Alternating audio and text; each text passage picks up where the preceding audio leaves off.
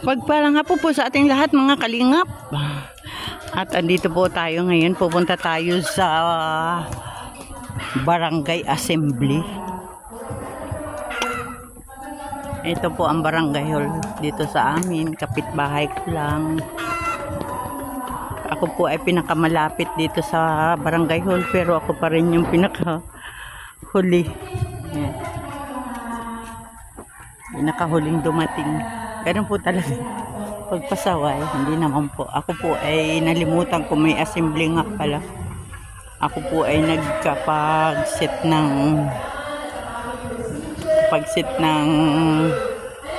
live. Ayan, kaya po tinapos natin na tayo ay pumarito sa assembly ng ating mga kabarangay. San Isidro Barangay Hall, Katanawan po.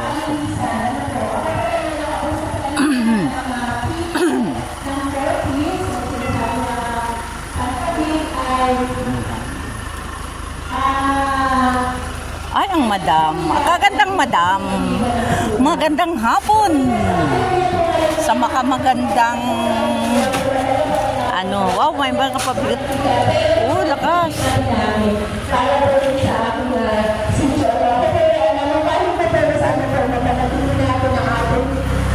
Kalinisan po sa ating sitio. Kaya pala kanina, may meron po Republic Act 1161 na kung saan ay pinagawang ang batas sa kapakanan ng ating mga servaperen. So may mga requirements din po ang servaperen. Ang ganda. So kayo po ay magkipag-ugnayan lamang sa buong sanggunian. Kasi siya malayo po yung amin. Ano po kung may katanungan po kayo, nandito lamang po kami araw-araw. At kung sino po yung in charge, halimbawa po nakagawad po dito sa barangay at may concern sa kabataan at kababaihan, sila po ay agaran po nila akong tinatawagan. Kaya wag po kami mahihiyang magtanong. Maraming salamat po. Barangay Assembly. Ngayon naman po ay mapapakinggan natin ang isang message support ng ating pong District Councilor. Honorable Norsteni Avila, ang kakampi natin pagdating sa budget hearing. Budget hearing. Welcome po at maligayang pagdating po sa kay Cons Randy Higala. Conston. Matik sa inyo, mga kabarangay dito po sa Barangay San Isidro. Magandang hapon po, paulang hapon sa inyo lahat. Ako din ay nakakaya naman nakaharap. Gusto ko batiin mga kasama at nakarating lang po. Nakasama po namin sa Sangguniang Bayan. Ang aking ka-brother, sa Rancho Colombo sa aming barangay. Palakpakan po natin ang Honorable Councilor Randy Higala. At bago po ang magpatuloy na isang pagpapagigala sa pangunang barangay, sa ating mga nagagandahan at tagagawa po ang mga tagaraw, sa panguna po ng ating napakasipag, ang mahal natin kapitana, palakpakan po natin kapitanan natin, Randy. At mga po kayo pagalutan, kawalan na po natin po, ang aking mga nalimahan, ang aking kasawa ay kasama ko ngayon, ang po yung pangalan ay si Maria po. Ano po? At nagsabi ko siya sa aking pag-isinyang mga saksi na Barangay Assembly dito po sa ating sitwasyon po. Muli po sa inyo lahat, magandang hapon po. Una po, kami po ay napapasalamat sa inyo sa pagtugon po ninyo para po sa ganitong gawain. Ano po?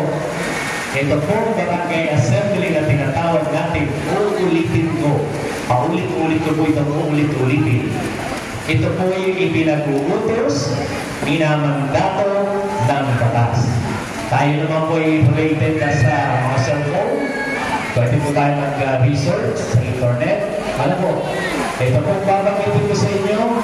Ito po yung Republic Act 7160 na tinatawag po natin Local Government Code. Ano po? Pag tinignan po natin yung libro na yan, ulitin ko po ano? Book 3, Chapter 4, Section 397.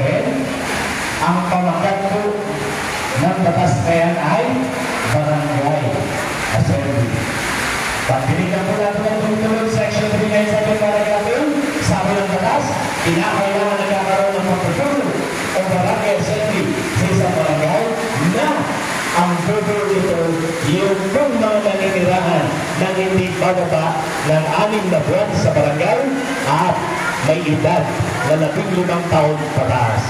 Section 397 paragraph D, ang sabi mo ng batas, kinakailangan nagkakaroon ng barangay assembly si sesman o bukal o senador ay nakagawa ng panukala at pagtibay ng batas na yun.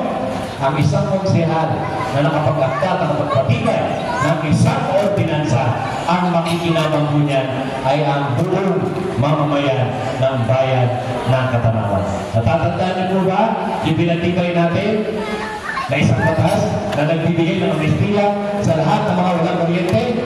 Maraming po nakinabang doon. Higit 2,000 pamilya ang nabiyayaan ng batas na yan.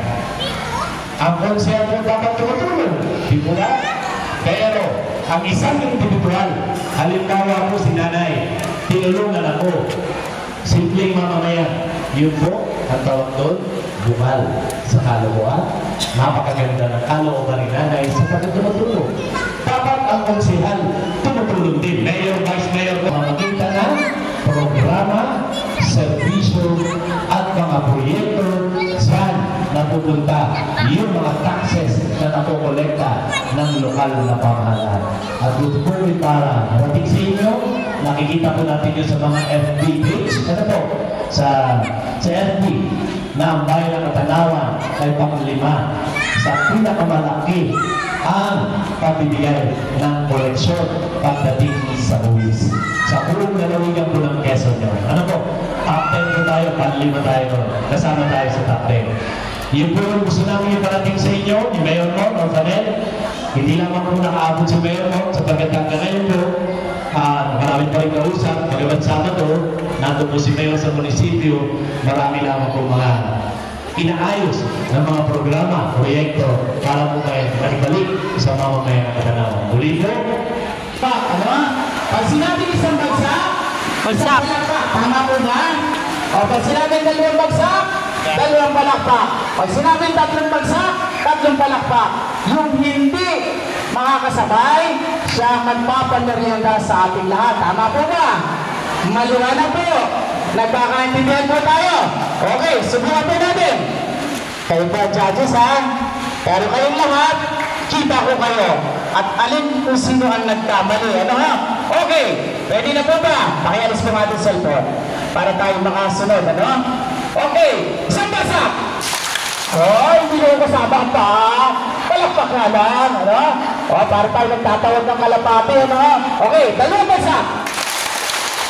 Hindi pa rin kayo marunong magbilang. Okay, 3 bagsak.